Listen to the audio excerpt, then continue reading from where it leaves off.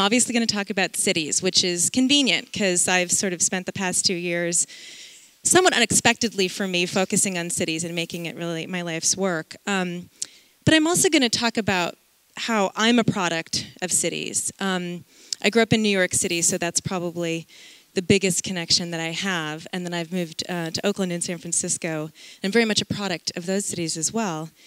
But I think I've been here 6 times this year, and I feel like Philadelphia is sort of my adopted city. I love this city. I have a huge amount of love for the city of love, and it's just great to be here and be with all of you. So as I said, I'm going to start a little bit with my personal history with cities, but then talk a little bit about what cities mean right now as we are sort of still somewhat in the beginning of this 21st century. Let's see if we have a slide. There we go. So I grew up, as I said, I grew up in New York City, and this is the 70s and the 80s. So it's not the New York City that you guys know today. Not really that nice a place in many ways. So I credit New York with making me tough. I credit New York with giving me an exposure to an enormous amount of culture. We used to cut school and we'd go to the Metropolitan Museum instead of a mall. But really, if you've been to New York City in the past 10 years, it's a different city than the one I grew up with. There was trash everywhere. The subways smelled. There was really high crime. Obviously, just graffiti everywhere. It was just a different look and feel to the city. I was 16 when I was mugged in the 81st Street subway station, Museum of Natural History. Don't worry, it's not going to be a depressing talk in particular, but I was sitting on the platform kind of near the token booth where the people are glassed in plexiglass. And I was reading a book, so I was very distracted, not good practice. And just a guy came up, he held my neck, it kind of hurt a little bit. He took my stuff, he went away. I was shaken, I was very shaken. And I went to the guy in the token booth, where, again, they're behind all this plexiglass. And I had been screaming my head off, I was terrified. And I was crying, and I said, the guy was gone, "Didn't you hear me screaming?" And the guy in the token booth looked at me and said, "Yeah." He didn't care. He had not come out of the token booth. He did eventually call the cops, and the cops came and they took a report and they put me back on the train. And I said, "Can't you at least take me home? I live at 200th Street. It's a long trip." And they said, "No, you're fine. Just get back on the train." I was shaken. So I fast forward now to the city that I returned to as an adult, where they have ads in the subway that tell you, if you're not feeling well, contact a station agent and we'll take care of you. I was so shocked when I saw that. I couldn't find a picture of that particular ad. I don't think it's in circulation anymore, but it was for about 5 years. But they're constantly trying to show you how they're making the city better. I knew this would get laughs, because anyone who's ever tried to understand what they're saying on the platform in the subways knows it's completely unintelligible. But there's this constant dialogue in New York City between the city and the citizens saying, we're making things better. It's safer. It's better. To the point even where, this is not a real subway ad, but it's hysterical. We're even getting to the point where we're debating things like nail clipping, not appropriate on a subway platform. These were not the kind of challenges I faced as a 16-year-old growing up in New York. It's crazy this even needs to be mentioned. So I happened to be in New York in September 2008 when the stock market did that. It lost 776 points in one day. I was there for a conference. And after the conference was over, which a lot of people didn't show up to because it targeted partly the financial industry, and something like 40% of the payroll in Manhattan is from the financial industry, so everyone was at their desks trying to keep the websites of all the major banks up, because if the website slowed to a crawl, there'd be a run on that bank. So very difficult week, and a lot of people very upset, of course, about what was happening. At the end of that conference, I took a cab ride from downtown up through Riverside Drive, the West Side Highway, up to where my mother lives. And I passed all of the West Side where I had spent my teenage years. And I saw all these beautiful old buildings that had been such a part of my youth. And I thought to myself, they're going back. The city is going to go into decline. Within 5 years, we're going to be back in the city that I grew up in. It's going to smell, there's going to be garbage everywhere, and crime's going to go back up. And it was a sad thought. But guess what? It's been 4 years. And New York hasn't gotten worse, it's gotten better. And San Francisco hasn't gotten worse. It's gotten better. And Philadelphia hasn't gotten worse. It's gotten better. Cities everywhere are getting better and better. It's not just that New York is some little bright spot on the horizon. It's that cities everywhere are actually better places to live. And I want to ask why. And I think there's really probably a bigger macroeconomic argument to be made here that I'm probably not the right person to make. But I think essentially something is at work here where cities are essentially networks, and our economy values networks now more than it ever did. But I want to talk about how local government is actually making cities better as well. So this is Rahm Emanuel, who's famous for many quotes, many of them probably not repeatable here. But he said, never let a good crisis go to waste. And I think that's what's going on in cities around the country. So you're seeing local government leaders take this opportunity of this financial crisis. Their budgets are getting cut. But instead of just saying, okay, we're going to cut back services, they're finding ways to optimize the city. They're doing things in San Francisco, like they're weighing the street sweepers when they come in so that they know how much garbage they've actually collected.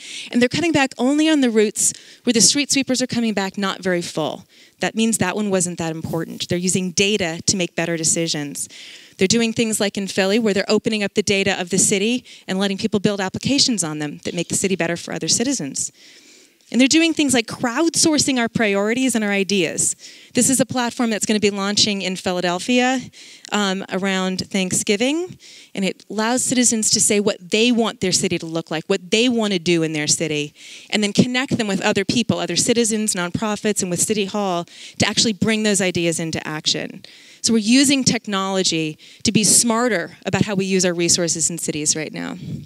Even in cities where you have infrastructure that's literally crumbling, allocated infrastructure, like an old freeway, or an old railway rather, instead of spending hundreds of millions of dollars taking it down, the city of New York chose to build a park there, and now there's this beautiful thing called the High Line. And I think that's real innovation. I think that's thinking differently. And I think it's important that we recognize that this is coming from the local leaders. So my point is that cities are actually better places to live now. They're easier to get around. Technology is certainly making that more possible. When you know when the bus is coming, if you're using something like SEPTA.mobi that our team of fellows worked on this year here, if you know when the bus is coming, you're a lot more likely to use it. It's a lot easier to navigate. Cities are safer. So since, I think it's 1990, crime in city, violent crime has gone down 30%, and property crime has gone down 46%. They're much better places to live. They're also healthier places to live. And that's because we have access, much more access to fresh, healthy food, and living in a city allows us to do more biking, more walking, and taking more public transportation. And a great example of this is an app that Aaron Ogle wrote, and I think Aaron's here somewhere, that allows you to, there's somewhere in there, this allows you to choose how you're going to get somewhere, not by saying, okay, I got to get somewhere and I got to get there by bike, but, you know, I want to get from point A to point B. What are the consequences of each of the routes that I could take? If I walk, I'm going to burn X number of calories. If I drive a car, it'll take me less time, but I'm going to add to the greenhouse gases. So cities are really fundamentally a much better place to live, but they're not just better for the citizens that live in them. Cities are actually better for our planet and for everybody else on the planet. So think about the top global issues that we're facing as a planet today. Cities have a role in pretty much all of them. We start with climate change. This is not the most efficient way to live. This is how people typically live in a suburb. This is how people typically live in a city. So you have a smaller home that takes much less energy to heat and cool. You generally have less stuff. You're not as dependent on cars. Your footprint is generally smaller in cities. And it's not just your individual footprint. There's this guy, Jeffrey West, he has an article in the October issue of the Scientific American that shows that there's this idea of sublinear scaling. So basically, you can cram a bunch more people in a city. They don't need a proportionate increase in infrastructure. So for example, if you have a city of 8 million, it takes about 15% less infrastructure to handle those people than 2 equivalent cities of 4 million. So the cities themselves are contributing to keeping the resources that we use in the climate change at bay. Another big challenge that we're facing global is global health. We talked a little bit about healthy citizens. In the United States, health really plays out primarily, as Mayor Nutter was talking about, as an obesity challenge. So we have done all sorts of things to try to reduce our collective waistlines, and I mean at a policy level. We've tried millions of different things. What's the one thing that actually measurably reduces obesity in large populations? It's the design of cities. So this guy, Dan Buettner, talks about this in this concept of blue zones, that this is really the one thing that's been demonstrated to be able to bring them down. Now, obviously, we're not raising cities and redesigning them. Cities are designed, but it's all these little things that add up. It's pedestrian access, it's bike lanes, it's encouraging kids to do a walking bus to school instead of taking a bus. There's all these great little things that we can do, and when we implement big programs like this, we are actually able to change the obesity rates in cities. As a woman, I consider economic equality for women to be one of the big challenges our planet is facing. And this is another place where cities play a big role. So women in cities, as compared to their counterparts in suburban and rural areas, marry later, have fewer children, have greater access to education, greater access to health care, and they make more money. They basically overall have more opportunities. One really interesting fact that I found in doing this and putting this presentation together is that after decades and decades of hearing about a pretty major and frankly pretty depressing income gap between men and women in the United States, there's now one place in the country where women 21 to 30 actually make more than men of the same age. And that's in America's 7 largest cities, up to 17% more than men. So cities have a really big role to play in economic equality. They also have a huge role to play they're really the economic engines of our country and of the planet.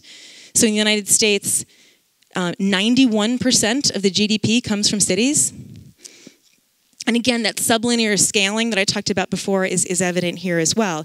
If you double the size of a city, it's mathematically proven that you will get a 15% increase in productivity per capita.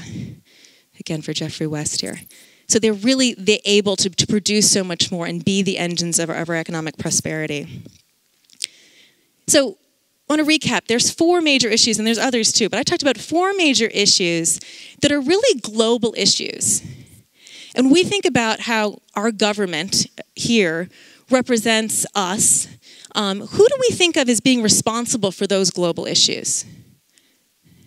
I think most people would say the president, the congresspeople, the senators that we send to Washington, D.C. to represent us. But who's dealing with Occupy Wall Street? Mayors are dealing with Occupy Wall Street because they're occupying cities.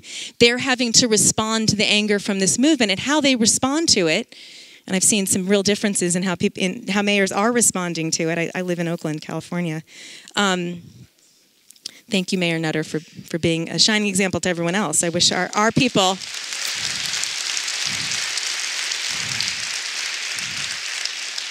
I think Oakland could learn a lot from Philly. But I think how mayors respond to this is going to end up giving this movement meaning. It's going to determine really what we take out of it. Again, greenhouse gases and climate change. Who's really dealing with this? Cities are dealing with it. They're dealing with it because they know the consequences are going to fall on them. You know, we think of this as a global thing, but the consequences of climate change are incredibly local. Sometimes it's drought that affects them, sometimes it's the food supply. If you think about it, though, the majority of American cities are actually on water. So when sea levels rise, they feel incredibly threatened. They're the ones that are taking steps to reduce greenhouse gases at the local level. So I would propose to you that if mayors are dealing with all of these hugely global issues, should we be paying maybe more attention to mayors than to our president? Who's more important, really? So I like saying this on today, which of course is election day here in Philadelphia, but I think we pay so much attention to national politics and things like presidential races. I would love it if we all started paying more attention to mayoral races across the country, not just in our own city, but in other cities that we're connected to. Mayors are really important because local government matters to us in a way that, unfortunately, federal government doesn't. We experience local government through things like parks, public schools, hospitals, fire departments, city planning. These are sort of the formative interactions that shape our opinion of government. So it's really important when we think about government to distinguish between the levels. If you ask people about their opinion of government, you will get all-time high levels of cynicism and distrust about the idea of government in general. But when you break it down, something like 15% of Americans trust the federal government, but 70% of Americans say that they trust and believe in their local government. I think this is really important. If you ask them, for instance, if they want to pay more taxes, this is like, okay, this is an easy answer. Nobody wants to pay more taxes, right? But if you put it to the local level and say it's a choice between services, lower services and higher taxes, actually the majority of people will offer to pay more money in taxes if they know that it's going to be sent to the local level because they believe it's going to be well spent. So if it's true that cities are not only so important to us already in terms of our understanding of government and the way that we interact with government, but also true that we're dealing with things, that cities are dealing with these things at the global level, I propose to you that probably the most important role that cities play right now is actually connecting us and the idea of government. We have a connection here that's broken in the larger scheme, but it works at the local level. We care. And it's important that we care about government because government really is the way that we do things collectively that we can't do individually. And as much as we want to have sort of frontier fantasies or individual fantasies, the challenges of this century are too great for us not to be acting together. And as challenged as we are to really have a functional relationship with our government, where it is working is at the city level. So we really need to dig in, understand what's working about that, and spread that, not only to other cities, but up through the other layers of government so that we can have a healthy relationship with our government. So what is working? What's working in cities today? Well, first of all, here in Philadelphia, you've got some of the best local government leaders in the country. This is a picture of Mayor Nutter receiving an award for economic and cultural development in Philadelphia. I think an important thing to do that is working is to recognize those great local leaders here and elsewhere and give them credit where credit's due. They're doing amazing work.